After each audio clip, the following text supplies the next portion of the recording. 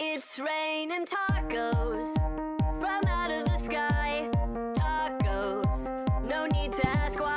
The versatility of a VanQuest Ibex 35 with a tough Pulse McGarren modified pulse width pouch. 2 boxes of Old El Paso rice. Pack of Kroger peanut butter fudge cookies. We've got our jalapenos and taco seed. 4 tomatoes.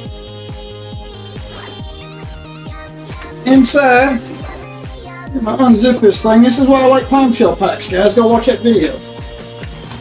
We've got 30 tortillas, 20 hard shells, salsa, mint cookies, queso cheese, 2 more boxes of rice, and 4 cans of refried beans, guys. That's what you get in the Taco Day Pack.